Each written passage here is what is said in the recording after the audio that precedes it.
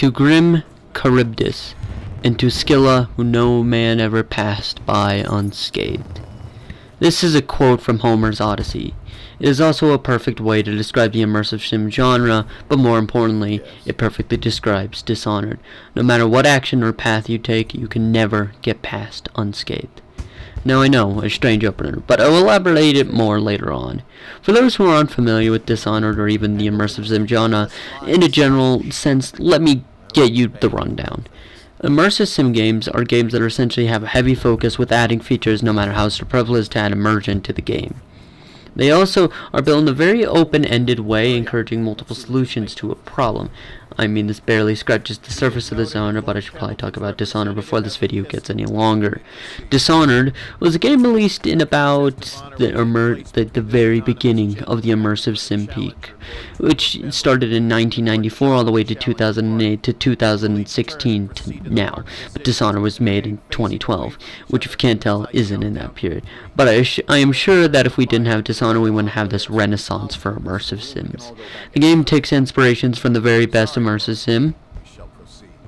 It's Thief. Yeah, that's right. I didn't say Deus Ex is the best. Fight me over it. Alright, now the game's takes place in a period between the Renaissance and the Industrial Revolution. Honestly, it is a timeless game a decade later, and it's still amazing. Heck, I gotta say, it's better than immersive sims up there with Thief 2, Deus Ex, System Shock 2, Bioshock, etc. Alright? Enough with all the other games. I think we should finally start talking about Arcane Studios' second immersive sim, Dishonored. Now the game starts with what I am assuming is either an audiograph recording or a letter addressed to a man named Corvo Attano from the Empress. Now, Corvo will be our silent protagonist for our game, but do not think that means he has no character. He may not speak, but he does have dialogue prompts implying that he's a character. Now, I would love to explain Corvo and all of his intricacies, but I think the video in the mind of Corvo Attano could explain it way better than I could. I will mention the character I played Corvo as throughout the video, so do not worry about that. Now, as I was saying, the letter says something along the lines of, Corvo, I am sad that you were gone, but I couldn't think of a better person to send to help us with the plague. She mentions the plague, of course, which I just stated, going through the city of Dunwell, which is this game's settings. She also mentions a spy master who said you should go out and find help to deal with this plague. After the cutscene, we are treated to a boat ride back home to give news to the Empress. We're given a quick looking tutorial and are treated to a movement tutorial before we meet the Empress's daughter, Emily. She asks Corvo to play hide and seek, which serves as a stealth tutorial, but also as a way to flesh out their relationship. But I haven't mentioned the best thing about this. The hide and seek thing is optional, which is great for many reasons. Now, if the game forced you to do this, it really wouldn't make you feel a connection with Emily, but because it's a choice, it makes you feel more impactful, right? A more cold-hearted person would probably choose to, like, always seek the business route, right? And a more nice, warm-hearted person would do quite the contrary.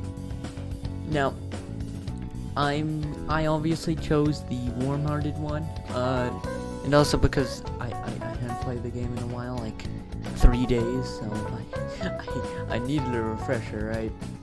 So, okay, I'm gonna mention the stealth in this game. It's not what I call the best, but it is decent for what it is. Basically, if you're in cover, you can't be seen. But it feels like light and sound almost have no effect on gameplay, mainly the light thing, since, as you guys probably know, I love Thief, and I love Splinter Cell. I'm a huge fan of those stealth games. Sound and lighting are a huge part of them. Dishonored doesn't have it, which kind of shocks me because of the Thief inspirations, but, you know, there are some things you can't do, because this is striving to be more of a Deus Ex Thief immersive sim, if you catch my drift. It's a one with more options, but that really leans into a stealth play style, right? and obviously, for the setting and everything. I should probably stop with the tangent on the stealth gameplay. Well, anyways. After we have a very fun game of hide and seek that definitely wasn't boring and sitting in a corner for like 30 minutes waiting for Emily to just give up, right? And finally deliver the news to the Empress. We get something interesting from the spy master. Days early, full of surprises, as usual. Which I'll explain its importance later on. We deliver the news to the Empress, and it's very clear she feels betrayed by all the other cities. And then the plot begins to go full speed ahead. Are you okay, Mother? You seem sad. Yes, don't worry, darling. Mother is fine. Wait, where are the guards? Who sent them away? Mother, look! What are they doing on the rooftop? What? Emily, come here! Assassins show up here to kill the Empress, and we are introduced to the combat. You have a couple of mechanics to work with. We have a basic melee attack, a block, a parry, which is blocking at the right time to get an insta-kill on the enemy. And you have a second hand, which is currently occupied by a basic flintlock pistol, which is at little range, and is very loud, but high damage. I like combat. It's very simple right now, but it gets a lot better later on. After we fend off the assassins, the Empress thanks us, and then more assassins appear, kill the Empress, and they take Emily away. The Empress gives us her final words. It's all coming apart. Find Emily. Protect her. You're the only one who'll know what to do. Won't you? Corvo. Then she dies in her hands, and the spy master and the guards come up and blame the murder on Corvo. Taken to prison. The title card plays. That ends our first chapter. I think this is an amazing intro demonstrating choice, stealth, and combat all in about the span of 10 or so minutes. It also sets up an intriguing plot and a lot of interesting characters, and I think this game set the standard for amazing immersive sim tutorials and intros. I just want to say this, while I was reading the script and writing it, I forgot to say that I won't be ranking them. I'll be ranking the rest of the levels at the end. Not now, because I think it would really break the pacing. So I just want you to know that. Thank you. Bye.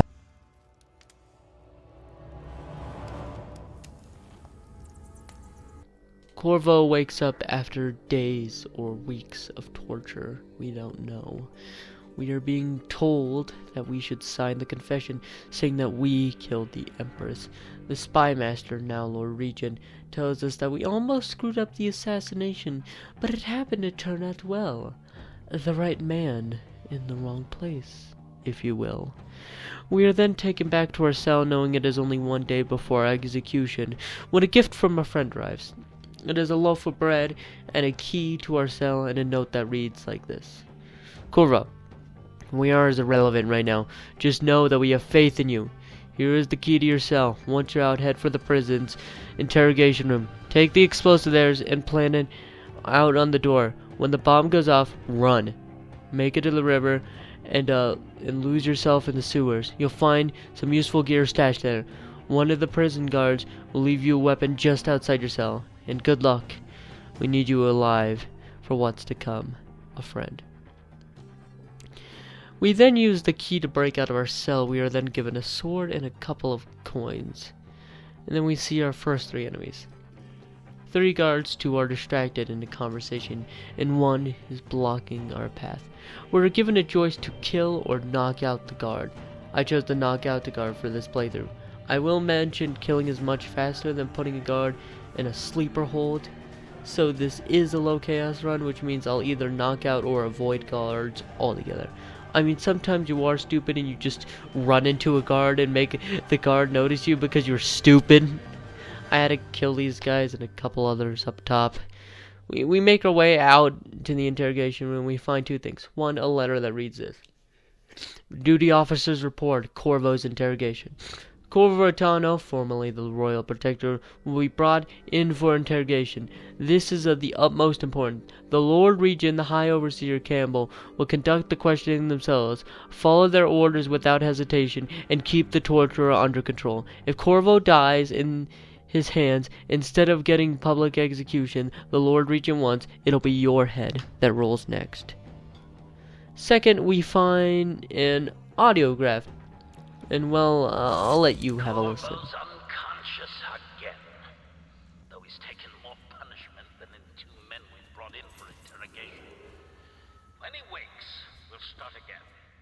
Having him sign the confession for her murder isn't critical, but it might be useful to us later.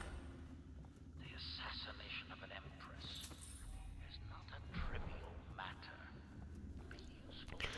After we head back and grab the explosives, we then make our way out of the interrogation room where we find more guards up ahead, and I of course alert them because I have 170 brain cells compared to the average 100 billion. After the bloodshed, I made my way past the guards in what I thought was a pretty sneaky fashion, but I got spun. I wish I knew how. I then went to plant the explosives and needed a place to hide from the guards. From the explosion, you know, because explosions are deadly, kids. Don't stand next to them if you're conducting one. So I found the container, and I hid inside of it. And a guard saw me walk in, right? and he started swinging. I may have taken damage, but then I remember there was a bomb on the door. The poor fool got blasted. The poor fool got blasted in the Shadow Realm.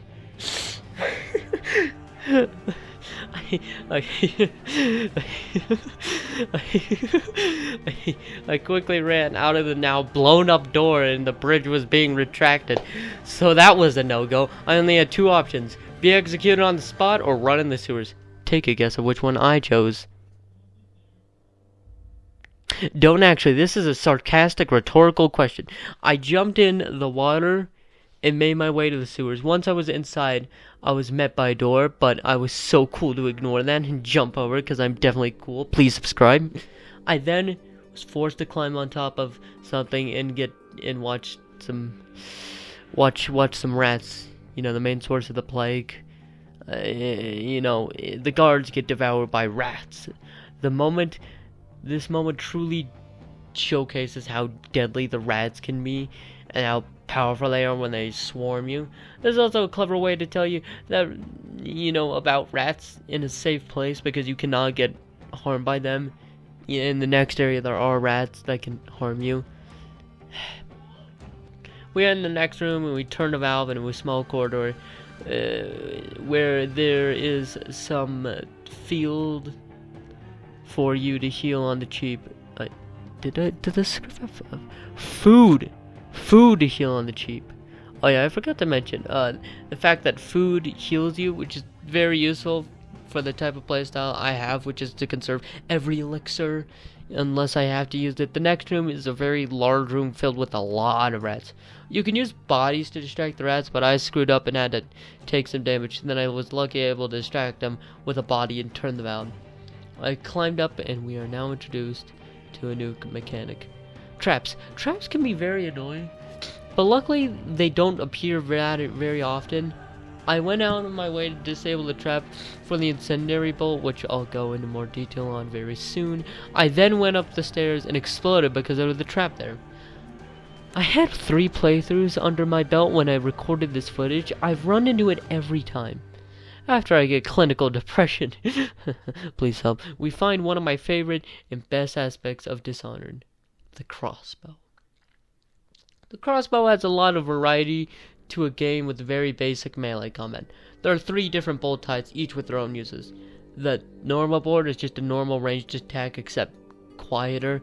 Incendiary bolts are incredibly powerful and are very good for taking out late game enemies and groups of them, but unfortunately I won't use them because, like I said earlier, this is a low chaos run. But us pacifists have one saving grace: the sleep darts. Sleep darts are exactly what they sound like. Unaware enemies will get knocked out instantly, but by the dart, but aware guards will take 4 to 5 seconds to knock out, but an upgrade later on can change that. But I'm getting ahead of myself. We move ahead into a clearing. We are almost out here. We only have a few more guards to deal with before we have our freedom. I hear a couple of guards chatting. I then wait for one to leave to take out the other. After taking that other, I try to hide the body in deep water. And do you know what water is? It's both deadly and loud. I think I might have accidentally killed this guard, but at least I swim past the rest, finally making it out of the sewers and meeting an ally. The man we encounter is Samuel. He is our main means of transport and probably the character we spend the most time with. He is also one of my favorite. He tells us how surprised he is to see us and whisks us away to the Hound Pit pubs. This location is our base of operations and the place where we spend most of our time. We have a few key figures here, Lord Pendleton and Admiral Havelock. These two form most of the power of the loyalists we have. We speak to Havelock, who says, "We need a man with your skills and you should speak with Piero." I then walk out and meet one. I will talk about most of these characters later on. We meet up with Piero, and he makes us our iconic mask. The mask is literally the mask of death and also keeps us anonymous. He is also the main source of upgrades. I just bought sleep darts and a crossbow accuracy upgrade, which is very sleepful. We are then told to sleep, and we finally go to bed. So we wake up in the real world this time. And we go downstairs and we talk to Admiral Havelock to get our briefing.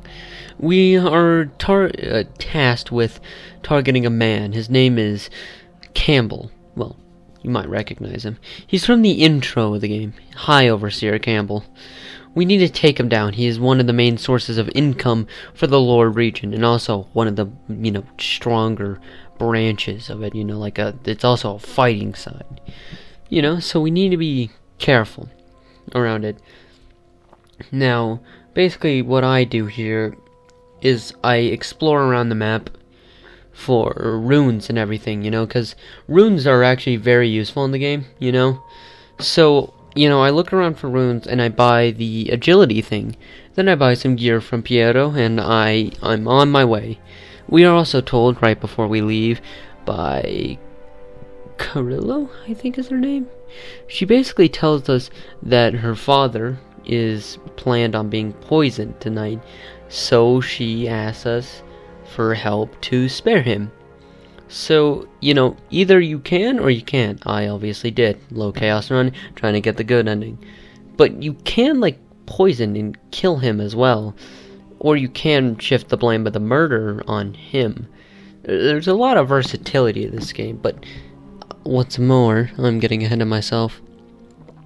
Once we arrive in the distillery district, it's, no, it's not the distillery district, my bad.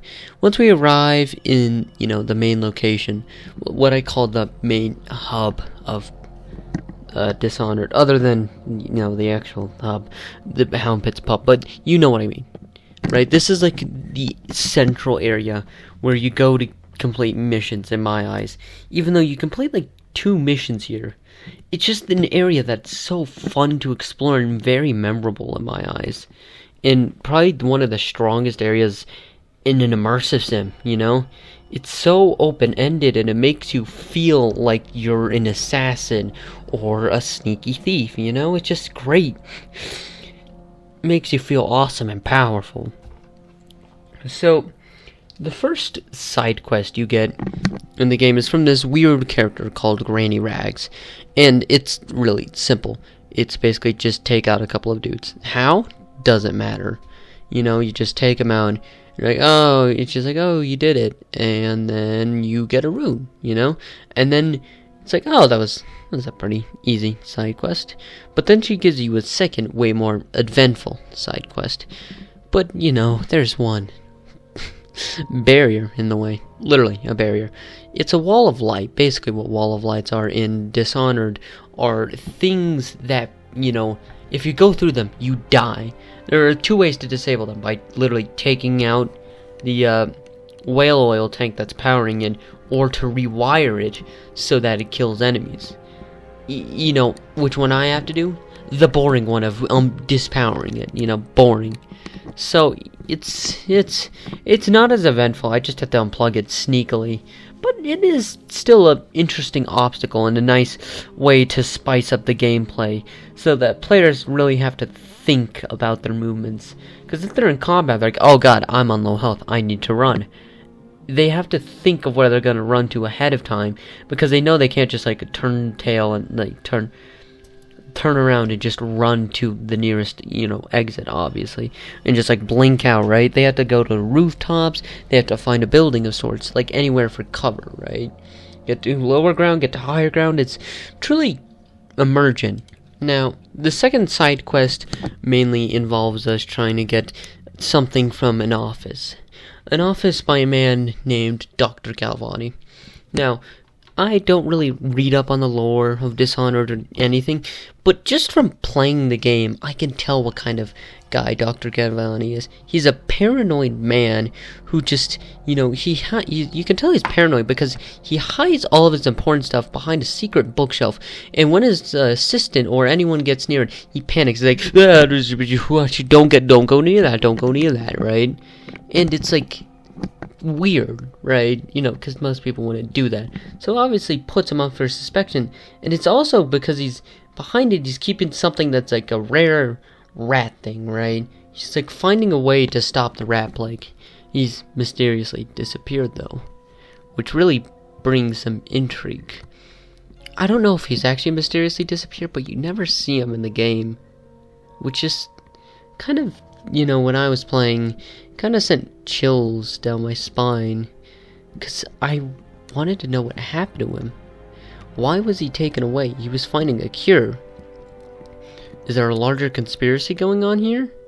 Well, yes, there is. We already know what the Lord Regent, also known as the Spy Master formerly, you know, we already know there's a conspiracy, but it adds more to the conspiracy, right? Makes it more interesting, makes it more gripping. It's something I really like. It's telling a story through subtext and leaving it up to your interpretation on what happened, you know? It's really clever, right? Because the developers don't actually have to write anything, but they can also make it, you know, whatever they want in that way. There's no real canon thing that happened to Dr. Galvani. He's just absent forever. He's not in Dishonored 2, Death of the Outsider, anything. The Dunwall DLC? What is it? Brigmore Witches DLC? Not in it. He's gone, and it's weird. It's strange he's never brought up again, and it seems so weird for such what seems like an important character. Really just a really good example of why Dishonored is such a perfect game, right? Now, after we go into Dr. Galvani's office and steal the rat carcass, Granny Rags wants us to go to the distillery district and, you know, deal with a man named Slackjaw. Now, basically you're going to poison the elixir that he makes. And the elixir, if you don't know, well, you probably don't know, the elixir is basically a way to get rid of the rats, you know? It fends off the plague, which is, you know, good. But we're gonna infect it with the plague for a rune. It causes more chaos down the line, and I did it, not realizing the consequences of my actions, you know? It was very foresight, like, I just want to do this quest, I need more footage, not thinking of my actions. And that's the thing about Dishonored. It's a thinking man's game.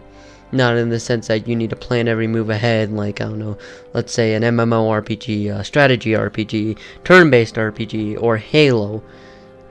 God, I love Halo, but whatever. Alright, now, you go in, you sneak around a bunch of guys, and you have to go deep into the distillery district to, like, make it to Slackjaw's office, poison the elixir, and get on out.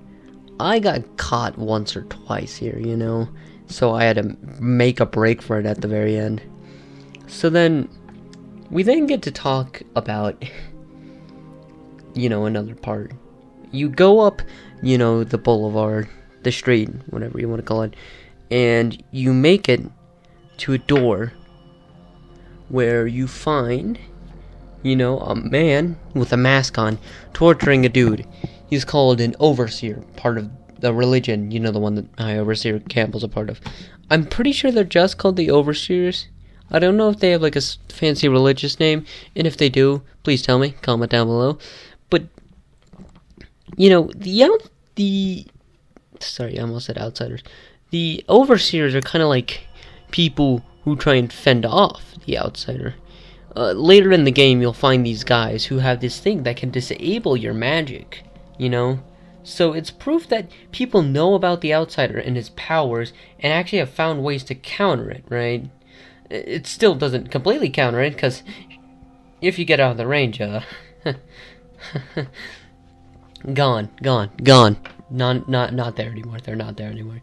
Priority target, The Overseers are also, like, interesting in a way, right? They oversee everything. I think they have a pretty hefty government role, back then, like, let's say, like, mechanical, not industrial revolution, during that period, that was, like, the beginning of people like Hayes saying, hey, why are we listening to religion people for government? So that's, like, the beginning of the decline. So let's just say it takes place somewhat in that era. So in my eyes, it's clear that the Overseers are pretty desperate, It's interesting in my eyes, If you look at it from a historical perspective, these are basically the last religious figures who have, governmental power. And only because of High Overseer High Overseer Campbell, having the money to fund all this stuff. And the Lord Regent befriends him, so that's why. Very interesting. How I said Martin? Speaking of Martin is basically an ally of ours. And he's, pretty okay. Oh no, I don't really remember him. He's just there. He's not as memorable as Lord Pendleton or Admiral Havelock. He's okay. I'm fine with him. I don't hate him.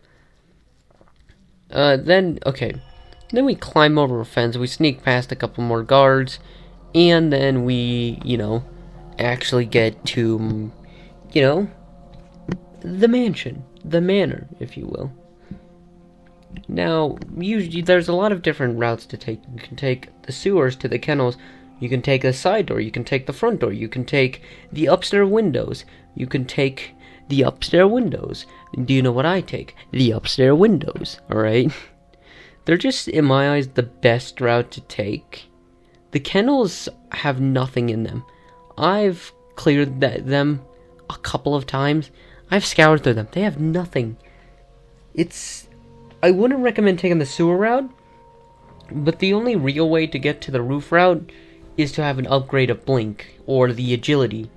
And if you have neither of those, well, you won't be able to make it to the rooftop, so you have to take the side entrance or the sewers. So it's like a rewarding way, right? You get the better entrance if you invest in a certain type of playstyle that, should. I mainly invest in Blink and Agility, and, because those are my two best ones. And then I invest in Possession next, I think. And then I get bend time, because it's always useful for stealth. Like, I'm about to get caught, I bend time, run past, right? I wish I used it more, because it's really fun, alright? Even in low chaos runs, it's fun. But, I'm losing my mind, alright? Basically we explore the manor, and we can see that it has light fixtures. Oh, the light fixtures are a godsend in this level. They let you hide from all the enemies. Oh, the beautiful things. Oh, God, I love them. They give me protection, If you take the high route, always climb on the light fixtures. They keep you completely undetected. Now, we then find High Overseer Campbell and Captain Curnow. The person that Callista was talking about. That's her uncle, right? Uncle. I said father. Alright. But basically, we find them, and, they're talking through a door, of course. We can do one of two things. Three things. We can either smash the glasses, one of them's poison, switch the glasses, so the one that's poisoned is the one facing High Overseer Campbell, or we could poison both, so that they both die, so that no one can be blamed, and they just think that it's an assassin, right? Or a mistake on someone's part. But I chose to break the glasses. Then we had to do like a trailing mission.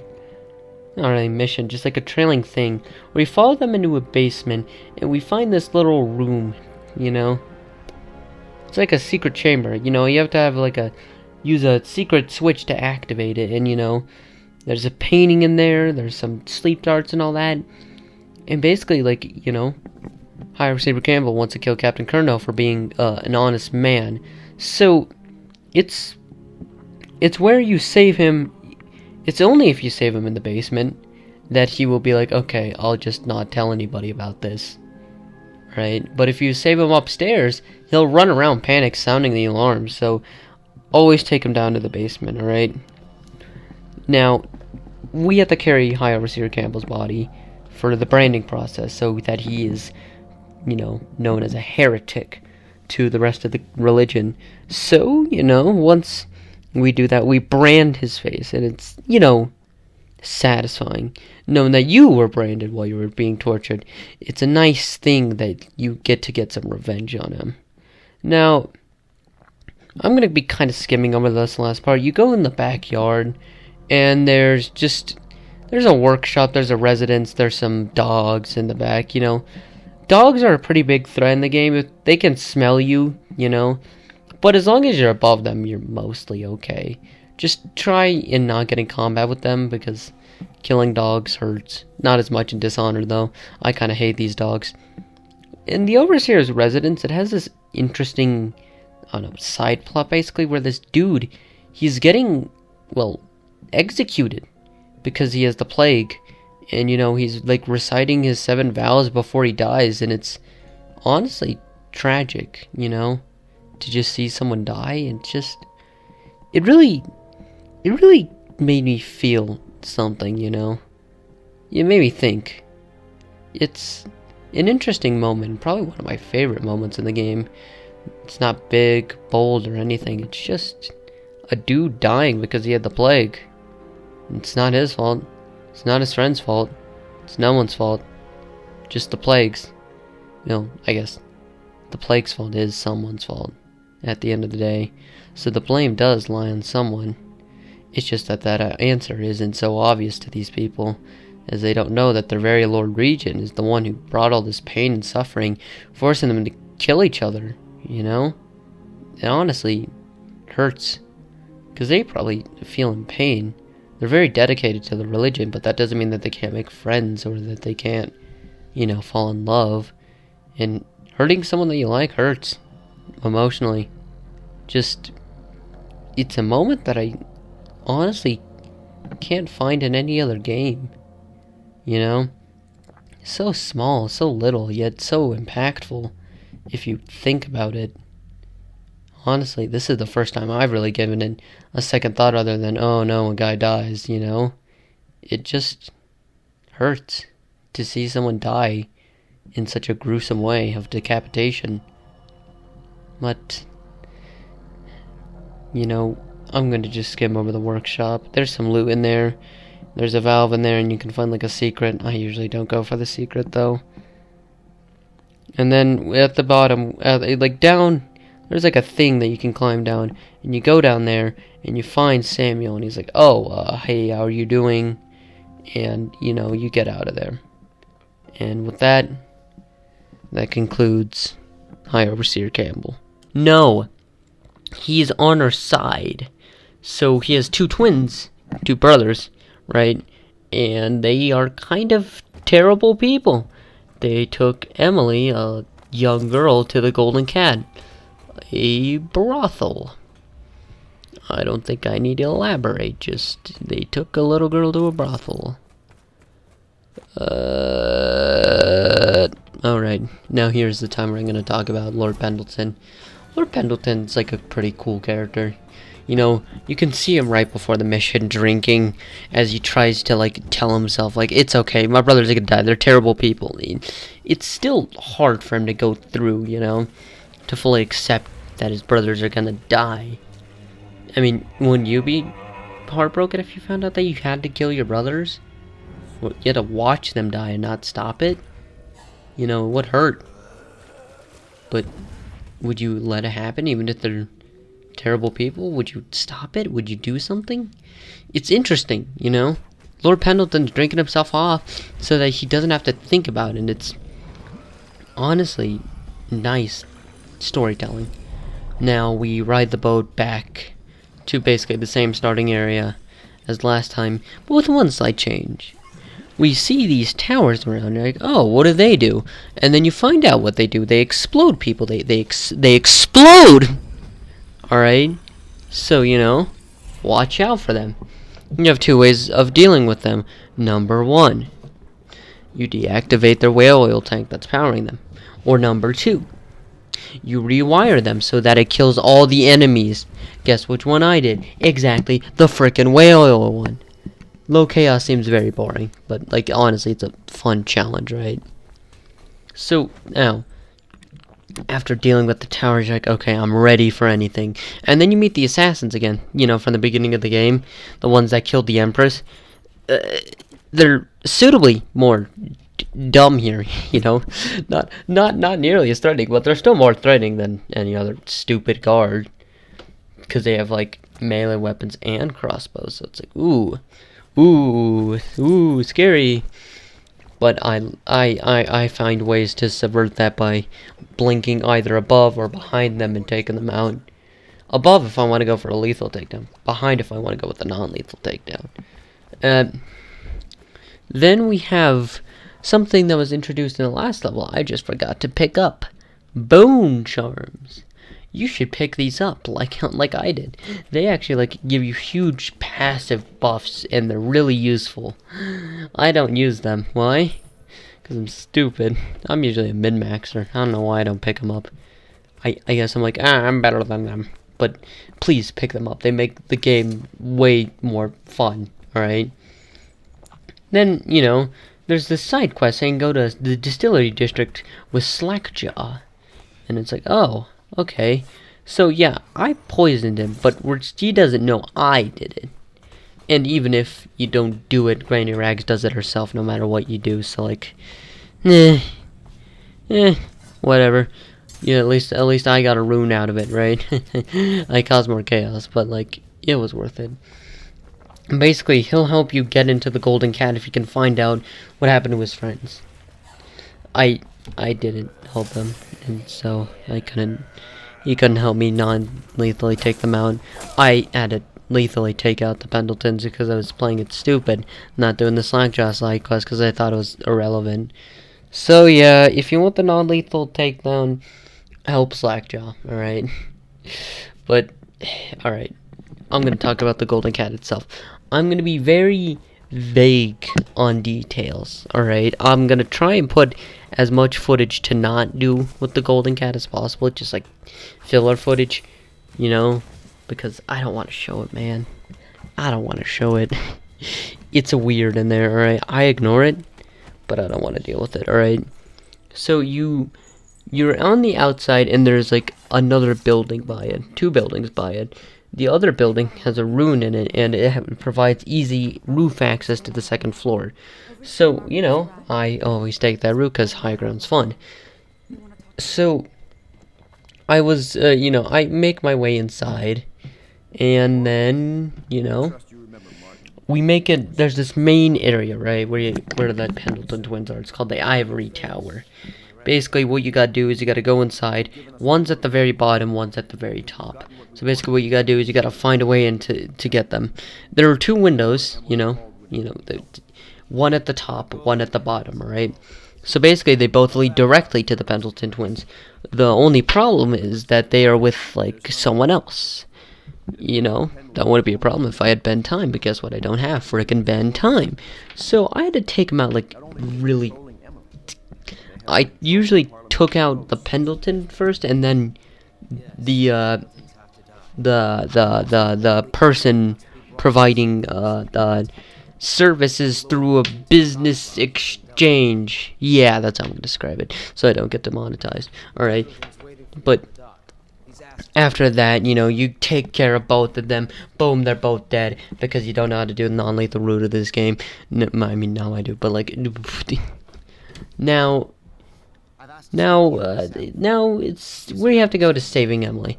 What you have to do is you have to go to the opposite side of where the ivory tower is. So you have the ivory tower, let's say on the left side. So you have to go to the right side, to the highest point of the map, right? And then you find Emily in one of the rooms. You save her, and then you lead her like outside to like a bottom entrance at the basement, right? And then you can leave.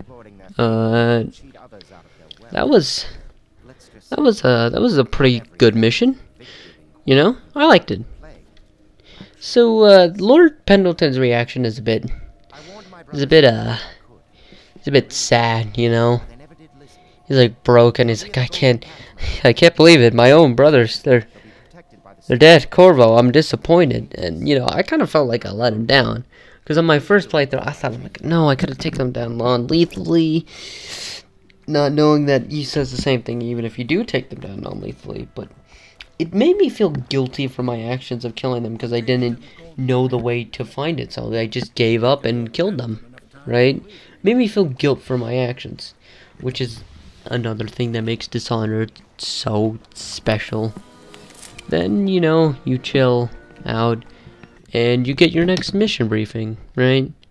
But, you know, it's so...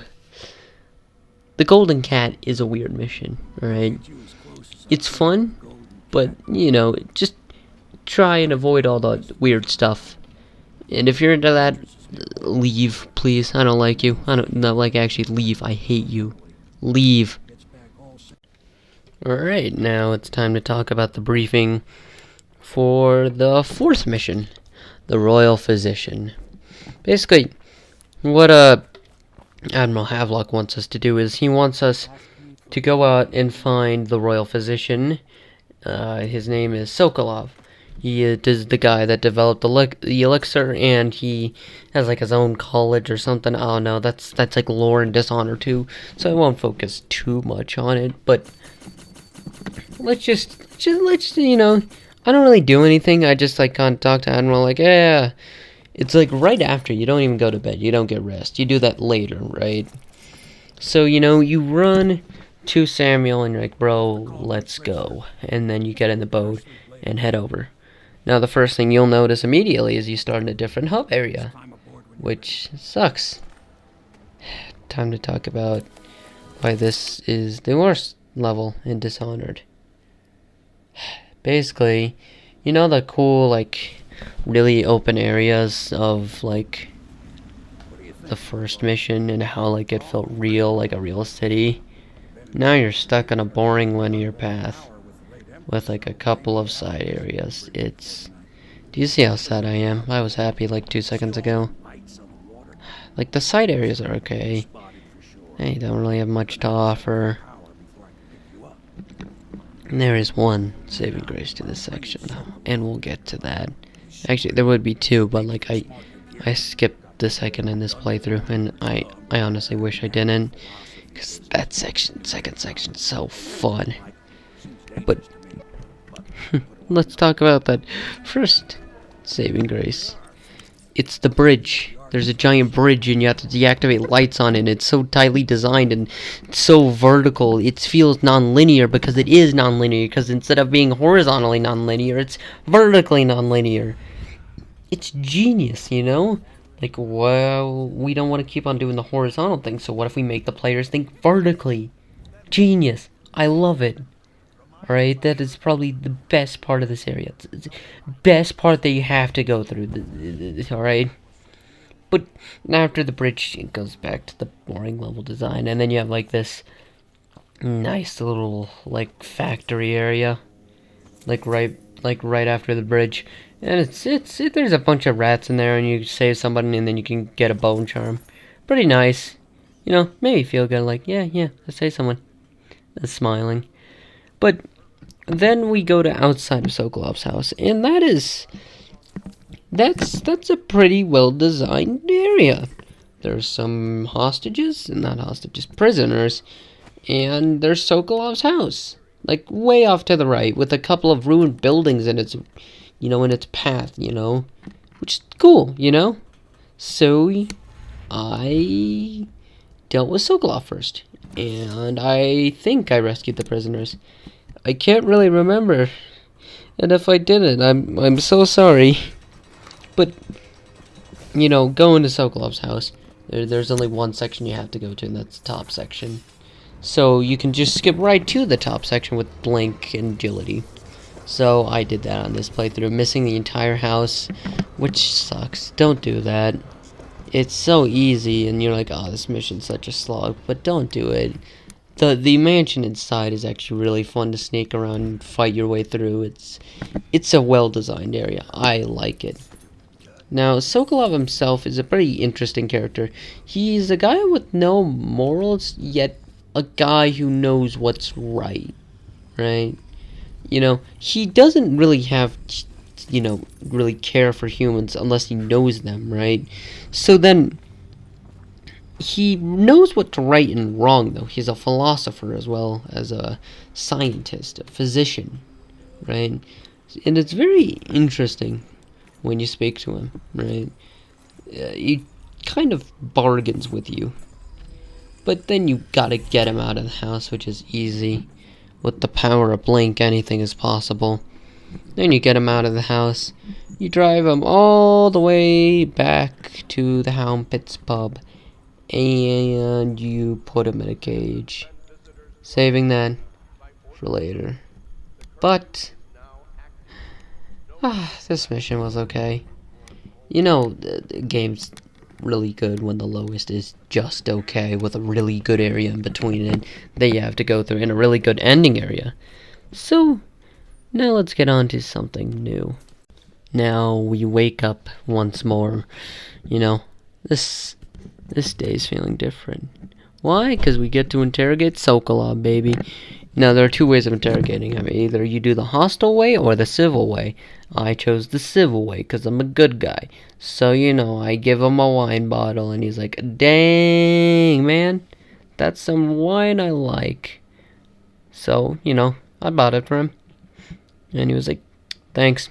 So anyways, the person who, also provides most of the funding for the Lord Regent's plan is a woman named Lady Boyle. It's like, which Boyle? It's like, I don't know. So, but I was invited to a party, which is happening tonight. So, we could use that as an advantage. And as we all know, you have a mask. So you'll blend right in.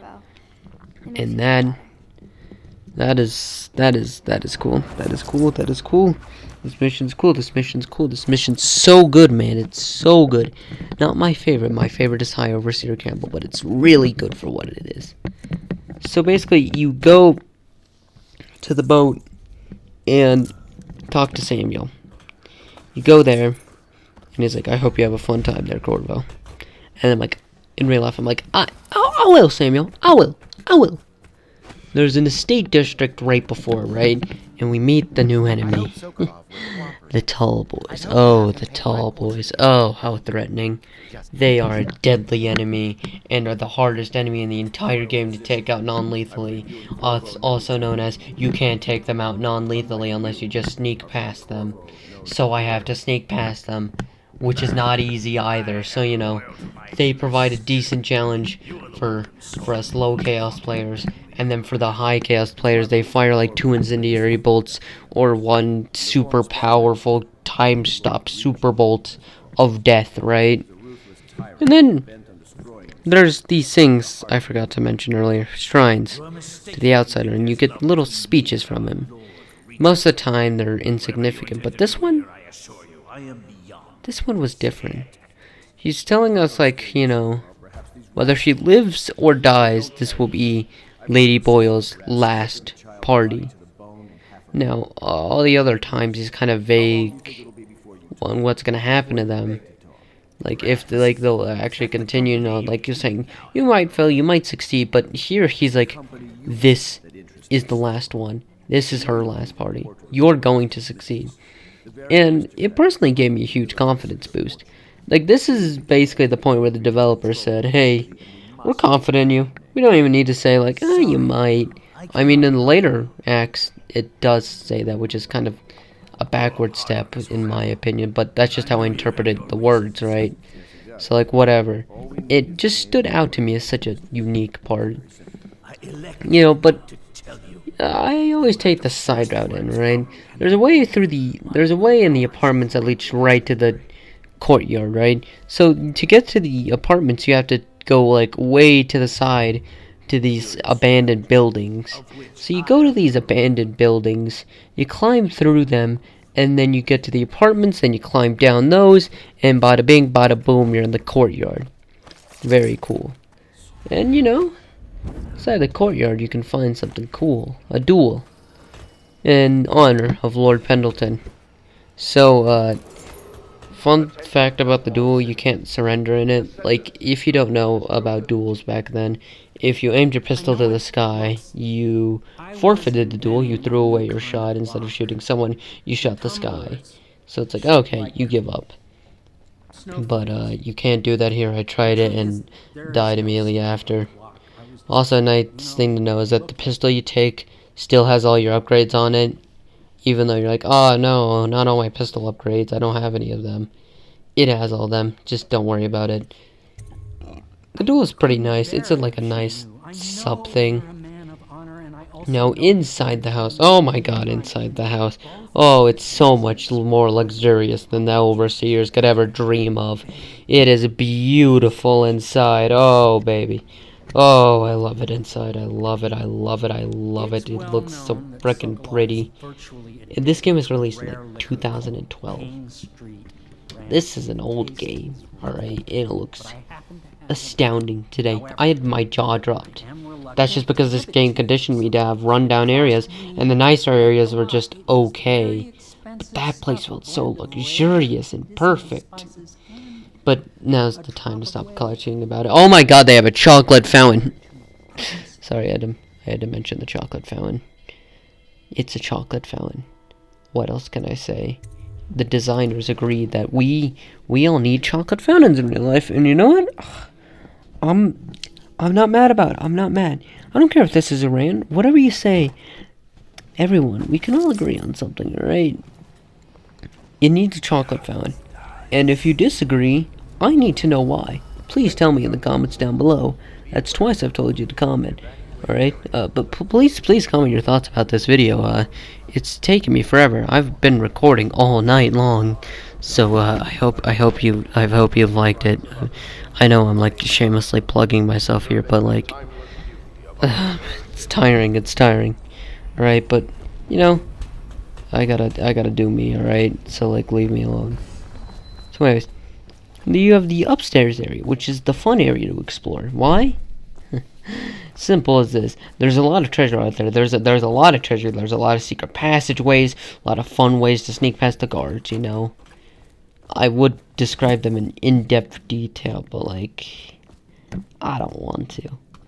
I want to leave this mission as ambiguous as possible, even though this is like a spoiler-full review of Dishonored. I just need you to experience this. If you haven't already, it's only $10. Buy Dishonored and play this mission. It's so good. It's such a refresh after the slog that was the Royal Physician. Please, just do it. Explore the upstairs. Look for all the secret passageways. And there's this one note that shows you where which Boyle's sister it is. So, that's useful.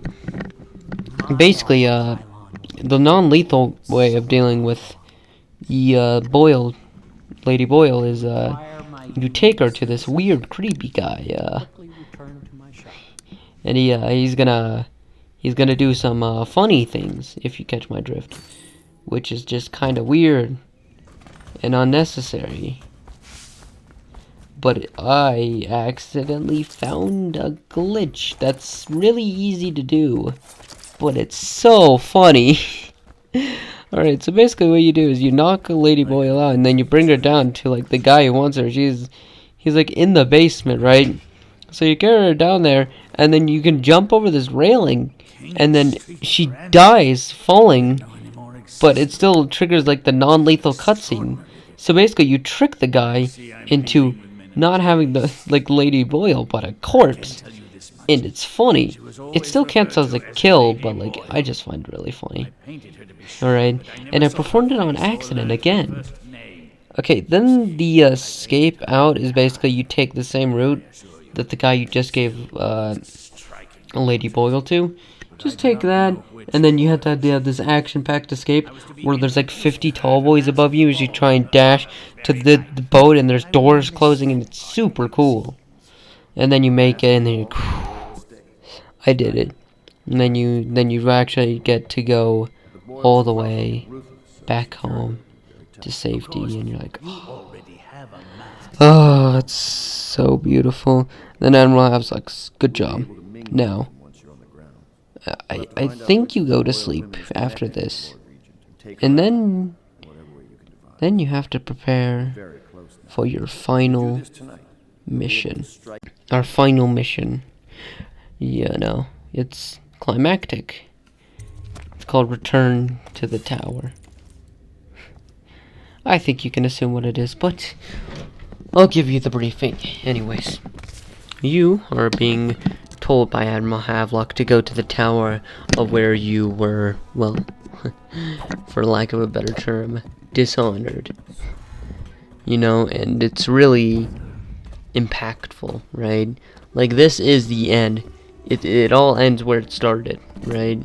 So, and it's like raining. No, not raining. It's nighttime out, and it just feels very climactic, you know? You go in Samuel's boat, and you make your preparations. Actually, you make your preparations, then you go in Samuel's boat, and then you make it to the tower, and you have to, like, climb up, and it just really builds suspense, you know, as you climb up, as you relive the moments of the first, few minutes of the game. You're like, okay, this is where it started. This is where I started. Without powers, without anything. This is where the Empress died. This is like a big place for me, you know? It's such a cool effect, and I think the developers pulled it off perfectly. Masterfully, may I say. Now, it's time to talk about the fact that this level is just not badly designed. It's perfectly designed. Like, in the beginning, you don't think of all the possibilities with it, but oh my god, you can see so many possibilities with this level now that the entire island's opened up to you. It's so fun. It's fun. There's like a little barracks over there, and you have to deal with them. And then there's another thing like next to the barracks. There's so many entrances into the house. You can take like sewers into the house. You can take vents into the house. You can take the front door to the house. And then the house itself is beautiful. Right, there's a main hall. It's 3 stories tall. There's another building at the very top of it. It's just a perfectly designed area. Now, I took the vent entrance, went to the main hall, snuck to this other side where I know I needed to go, talked to this propaganda officer who gives me the safe combination to expose the lower region. And then I steal from his safe in his room, which is beautifully designed as well. But this is kind of where my main problem with the level starts. It's just that I don't really have a sense of urgency anymore. Now that I know what to do, of course, but it kind of hurts, right? On repeat playthroughs, like, it should just be just as tense, right?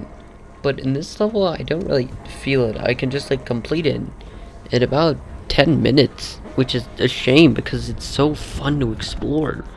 And I think that some players just won't be able to see its full potential because they accidentally stumble on the correct path to just instantly deal with the Lord Regent. It's just a shame. You know, it's satisfying to see him get locked up and hear all of his secrets about how he started the plague, but very sad. But now I'm going to talk about something else, something that lurks in the back of this place, something hidden from the people, something unhuman, yet it resembles one. The Torturer. And the Torturer is basically like this character that's built up pretty well. You know, it's like, yeah. It's like, oh, you know, you gotta bring food to the Torturer. It's like, oh, me? No, I don't want to die. And they're like, sorry, you got a boss's orders. Like, oh, okay, just leave it at the front of the tower and we'll get it eventually. And it's like, oh, okay. And then when you actually go down there to fight him, I'll tell you this much. He doesn't not go down without a fight. He took 20 bullets, all my bullets. Doesn't really get affected by bend time. It's just... He took sword slashes. He deals out so much damage. It's just beautiful. Then once you deal with him, that is the first and last boss fight in the game. You know? It's a real shame because it's such a fun encounter, and I really think they could have done so much more if they just gave more depth to the other characters, but that's okay. Now, to make my escape, I just did this thing. It's called hit the right mouse button, and then I spam blink out of here all the way down to Samuel's boat. He's like, hey, and I'm like, hi, and then, you know, I got out of there. Disappointing on repeat playthroughs, very fun on the first playthrough. I recommend if you watch this video and you somehow still don't want to play Dishonored, please do. I will tell you one more time, play it. Play it. Then you go back, you get a pat on the back from everybody. And that brings a close to Dishonored.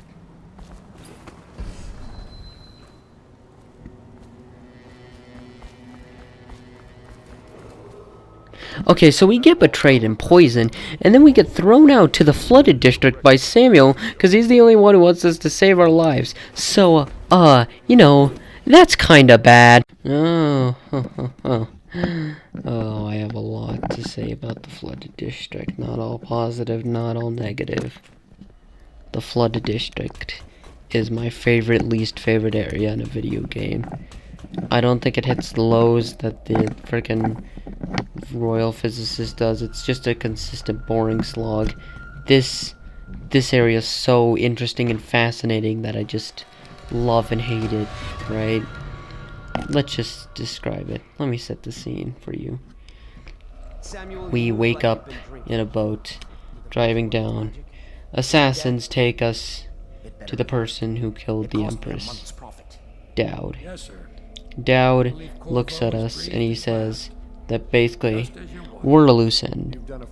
He doesn't know why we fight, and he doesn't like that, as he throws our gear all the way down into the void, forever lost in our eyes. Then we get knocked out and put in a prison cell. Then we can just leave it really easily by throwing bricks and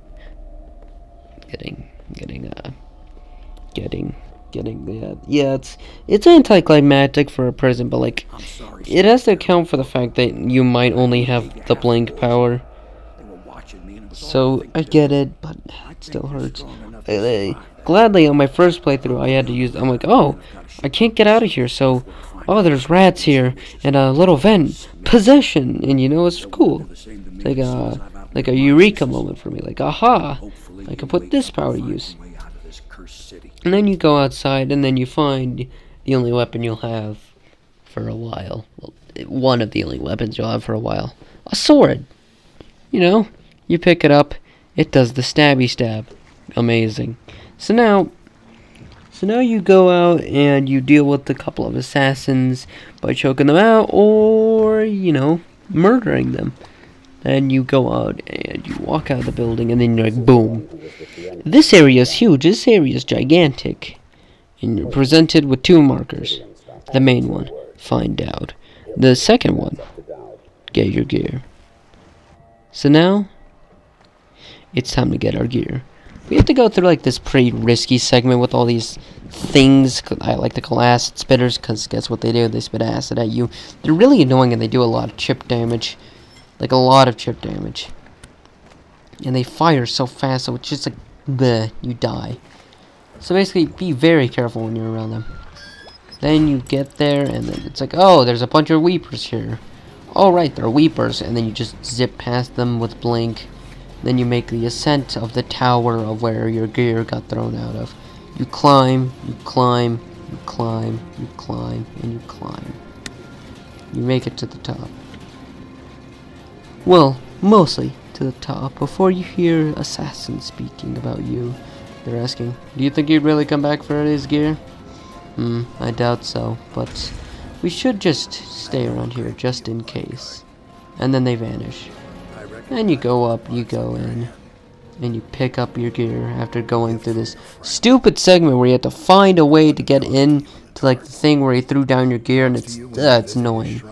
But you climb down, you get your gear, and I've never been more satisfied to get my gear back. Like, oh my god, I got it back, I got it back, I got it back, I got my boys back.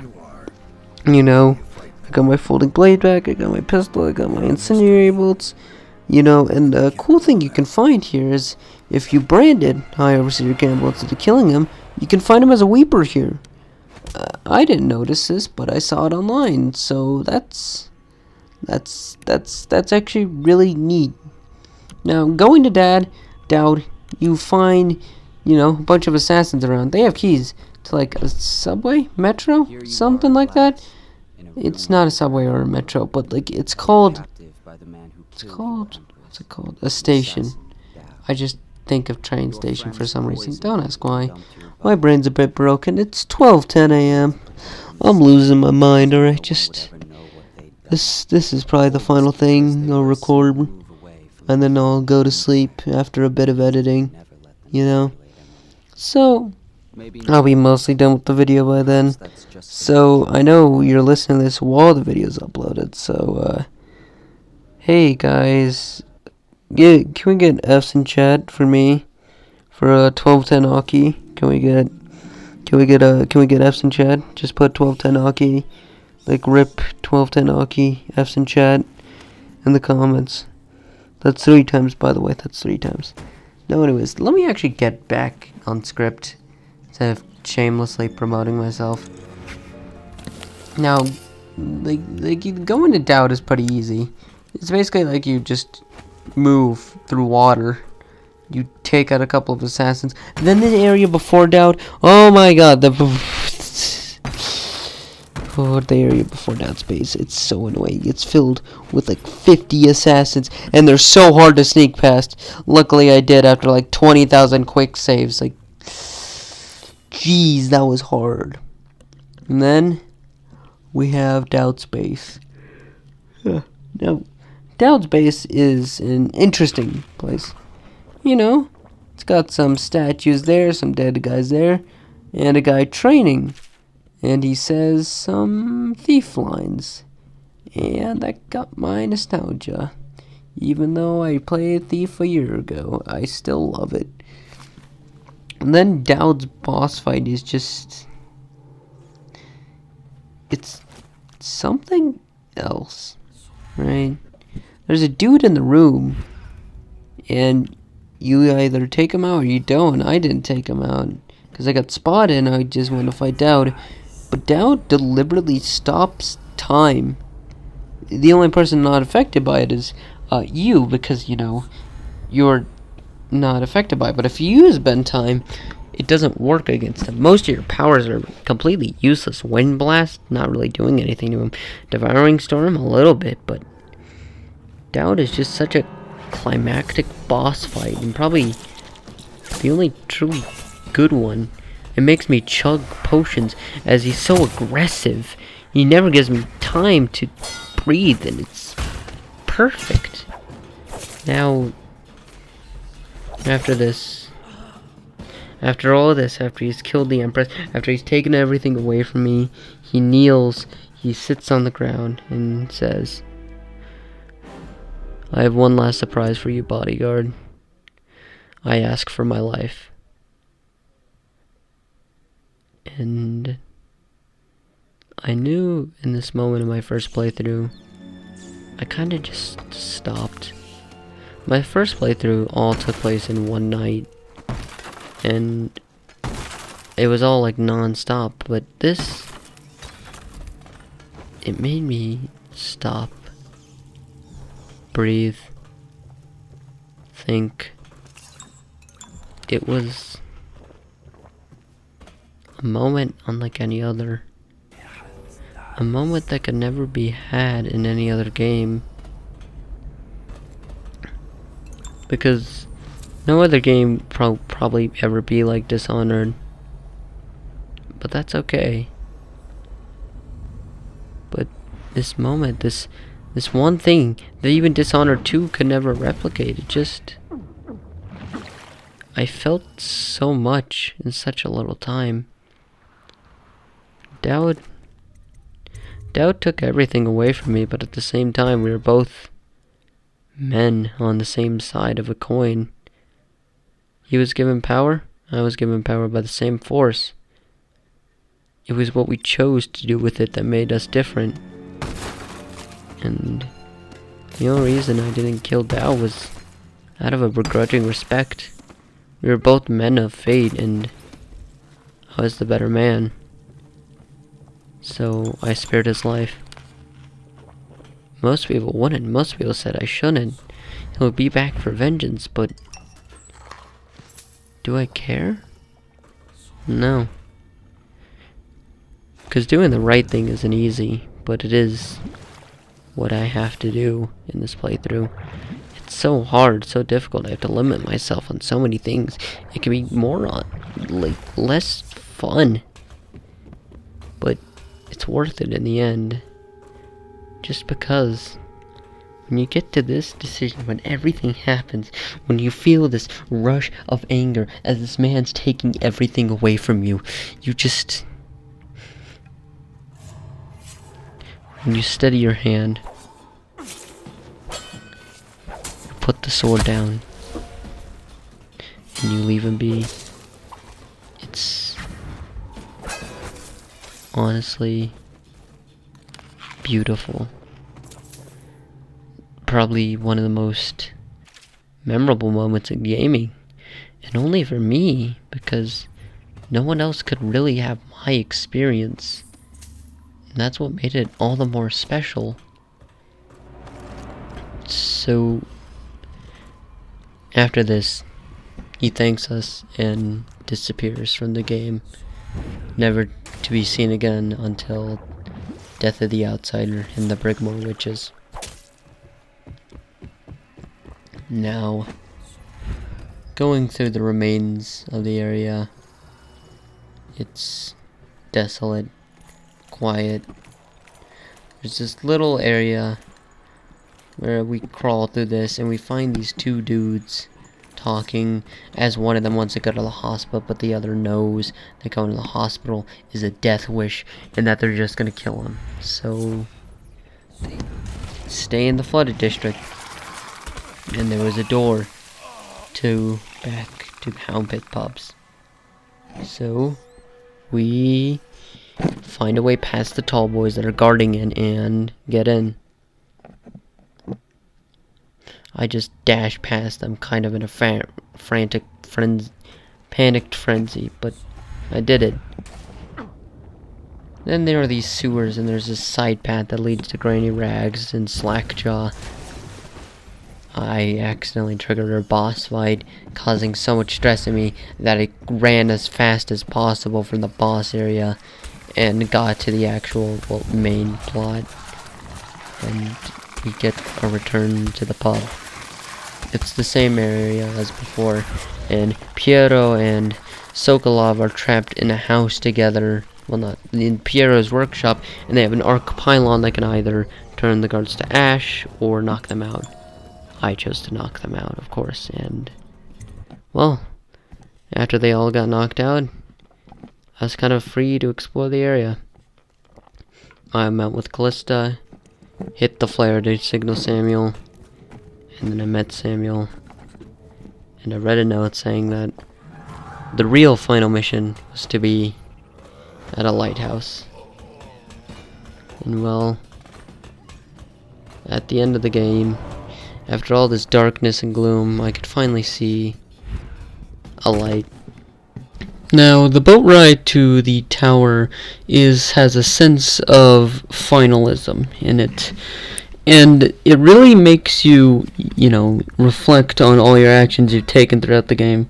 A cool thing the game does, it reflects your choices in a subtle way and also a direct way at the same time. Samuel is kind of the arbiter of your actions at the very end of the game, either saying he respects you for not killing people needlessly, or for, criticizing you for killing people needlessly.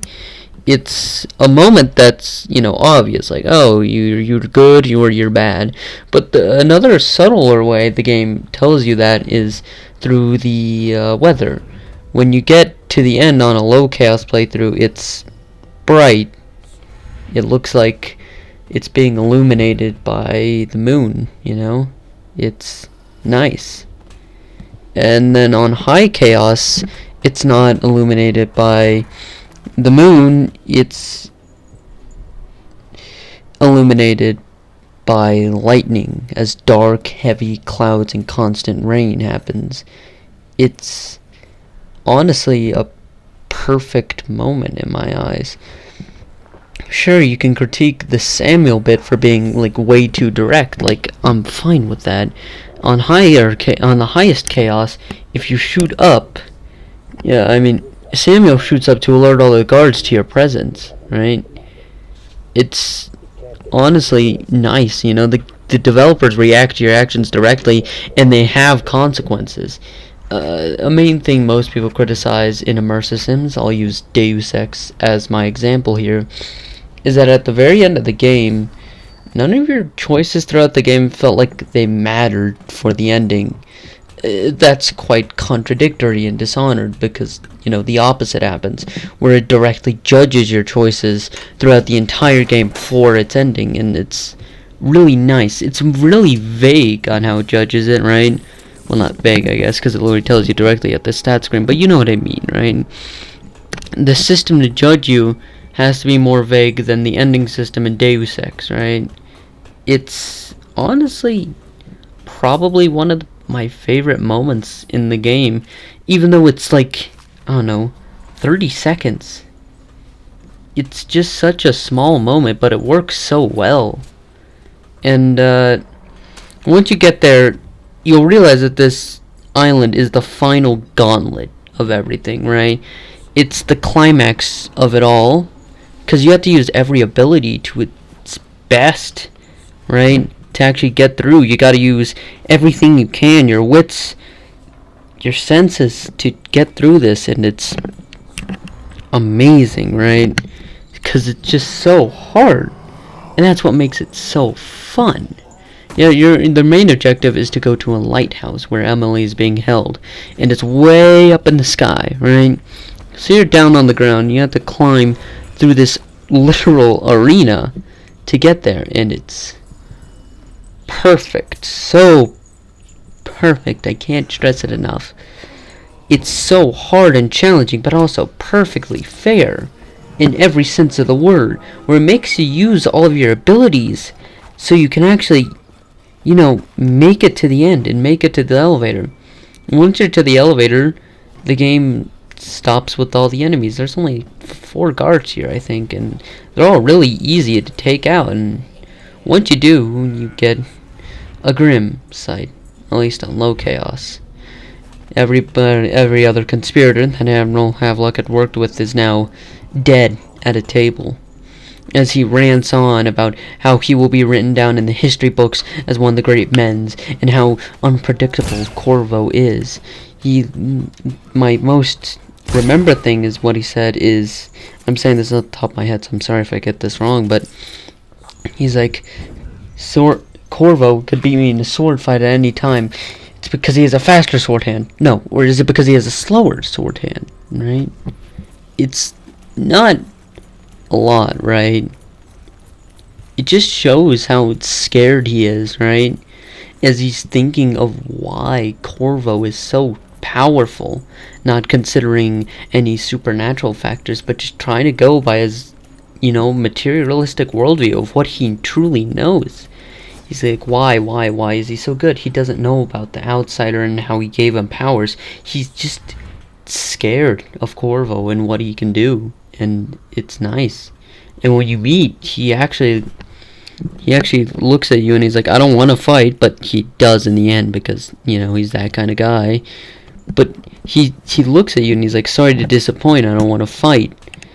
He probably did this just so he could at least have a slight amount of chance. Because in the low chaos run, he knows that Corvo is merciful, and he wants to take advantage of that.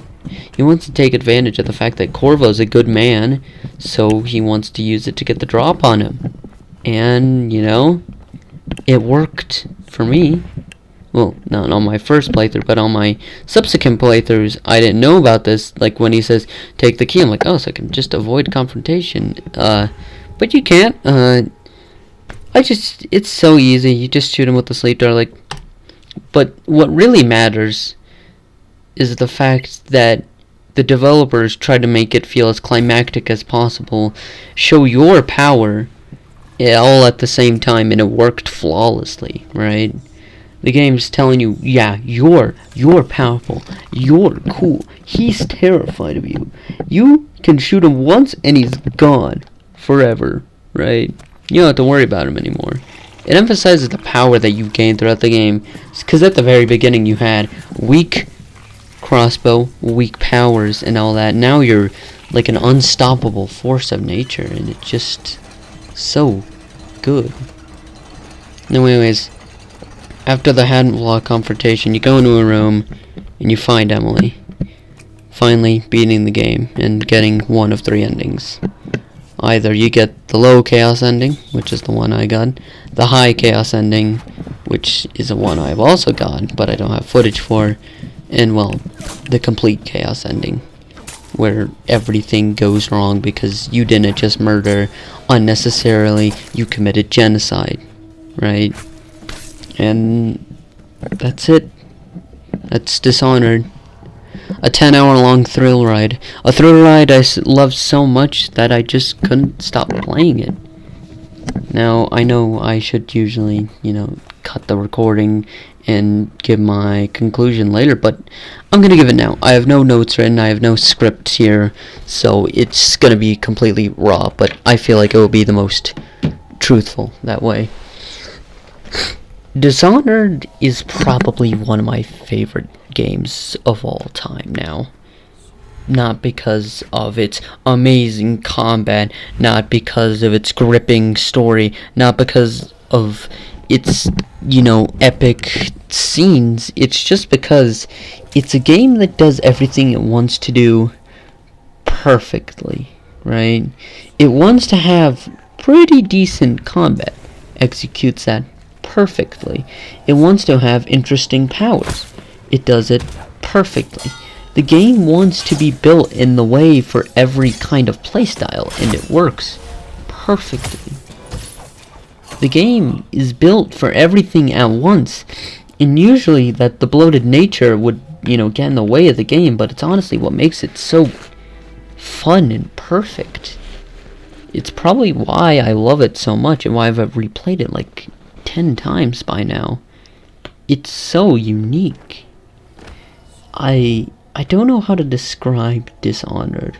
I remember at the very beginning of my script, I tried to use a metaphor, I guess. Basically, it was a quote from Homer's Odyssey about how if there's one route with a whirlpool and then the other with this monster called the Scylla, and no matter what you do, you won't get by unscathed, right? Now, in Dishonored, you won't get by unscathed at all. This game is probably all about, showing you that you can't go through things not without some pain, right? If you try and save everybody, well, then you'll be punished for it. In what way? By everything being so much harder to get through. You don't have that immediate solution. Your left mouse button, your one attack, one of the primary functions of the game, you just can't use. Yet hold your hand back. You gotta not hit the button the easy route, right? But then the high chaos route is hard as well, but not in the same way. Because you know what they say, you fight fire with fire. It may be easy at the start, but the closer you get to the whirlpool, you'll realize, wait, this is a downward spiral. The further I go down, the further the enemies get. And at one point you just can't turn back. You can't turn to low chaos. You can't turn to pacifism. You decided that.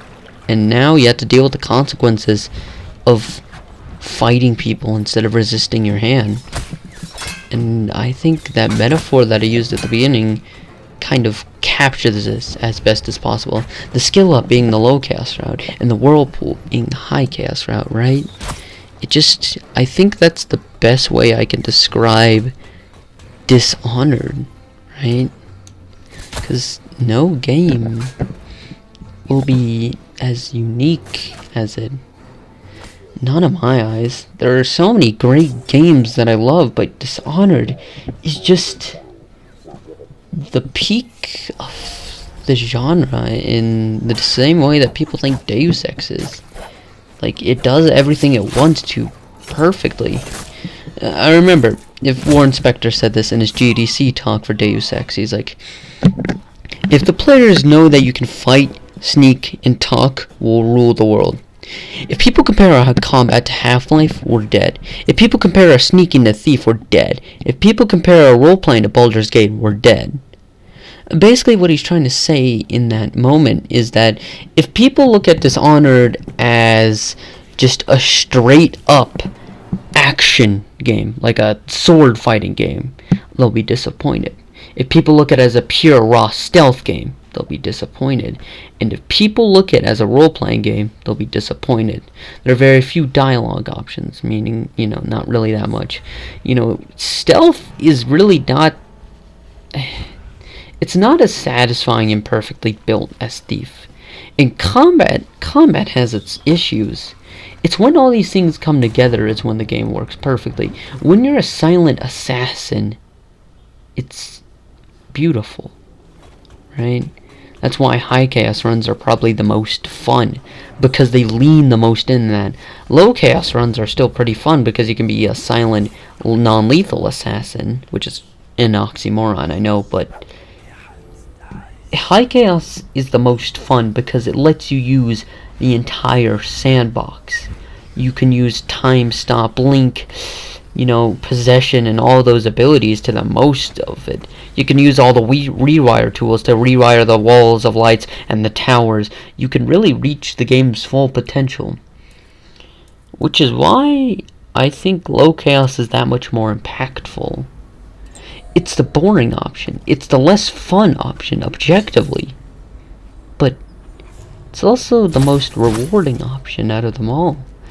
While all the other high chaos options are really fun in the moment, you don't really get anything long term out of it. But low chaos, it sticks with you. It sticks with you forever, It's something I'll probably never forget. High chaos, I forget all the moments I did, all the little details. But in low chaos, I remember how tense everything was, how scary everything was in the beginning, how powerful I got in the end, and how hard it was sometimes to resist just slicing through the enemies to get to the end. It's honestly an experience gaming will probably never have ever again, right? No game will show as much restraint as Dishonored. Hell, even the sequel to the game did not show as much restraint.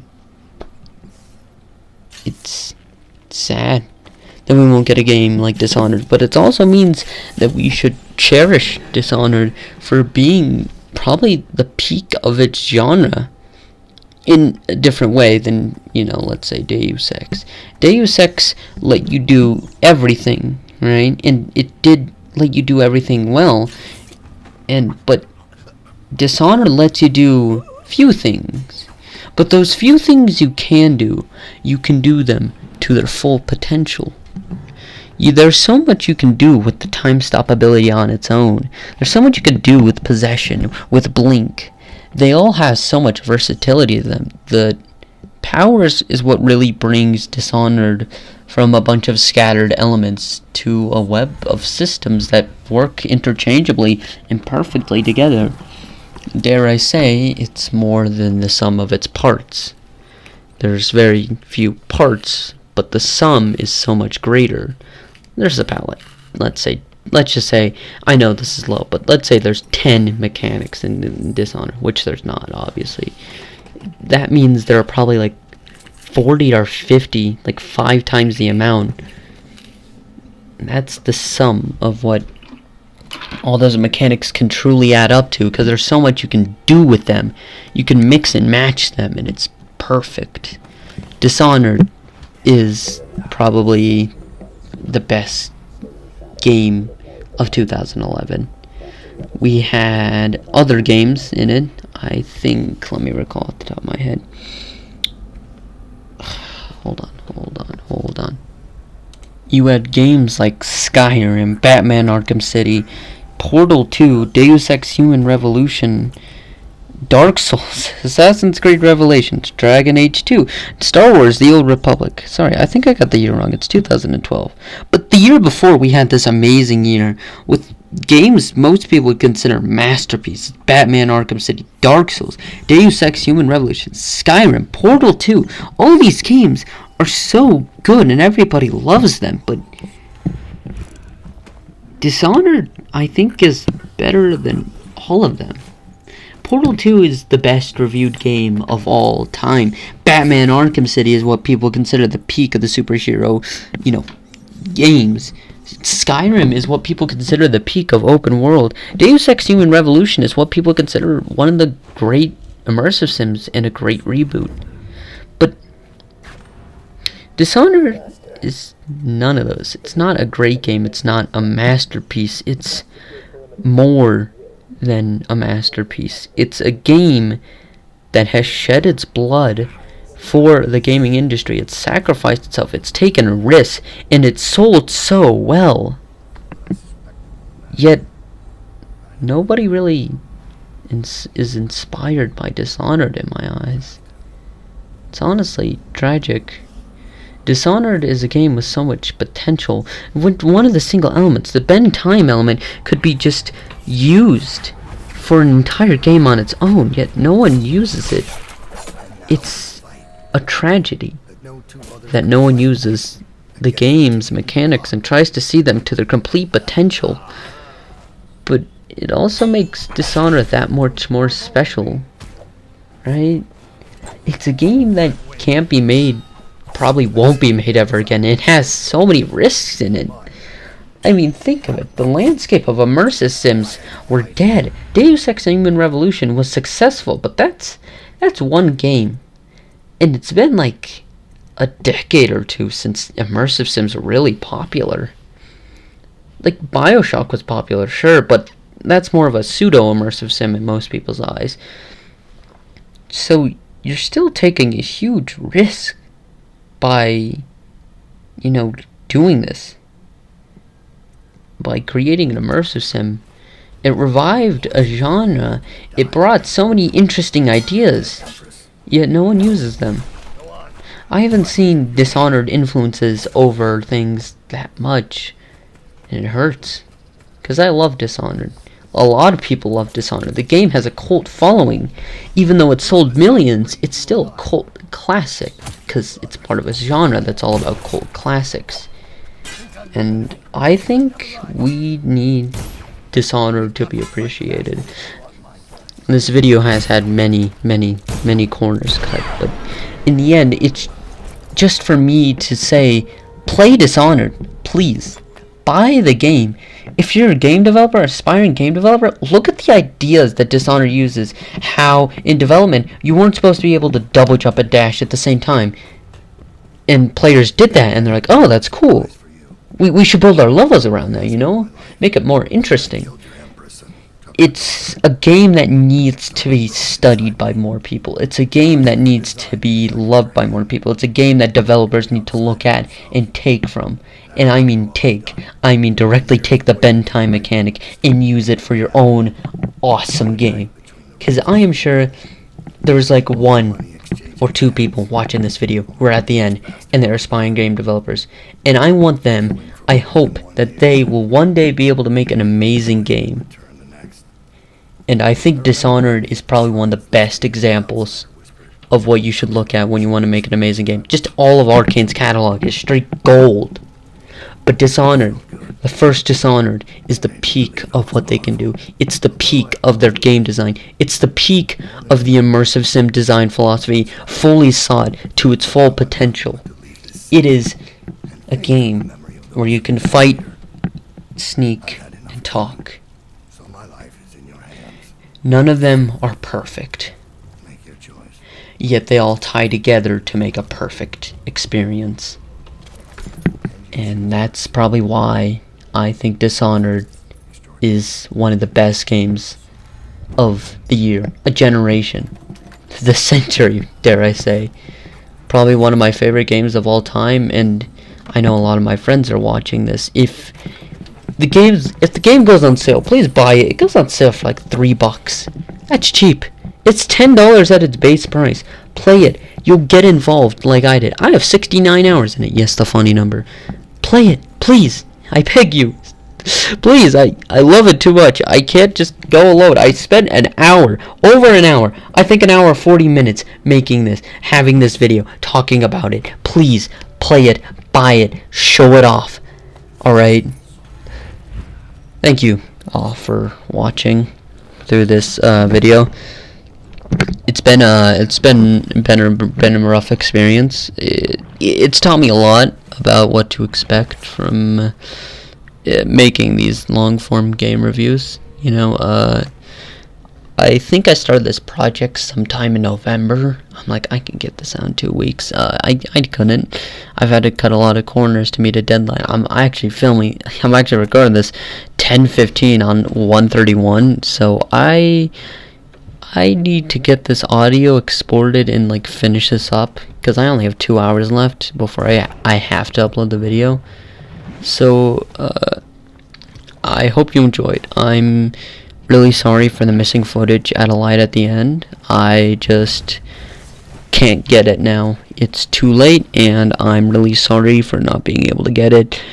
And if it was able to get it, it would have been a jarring change, so I'm sorry about that. I don't really have much else to say.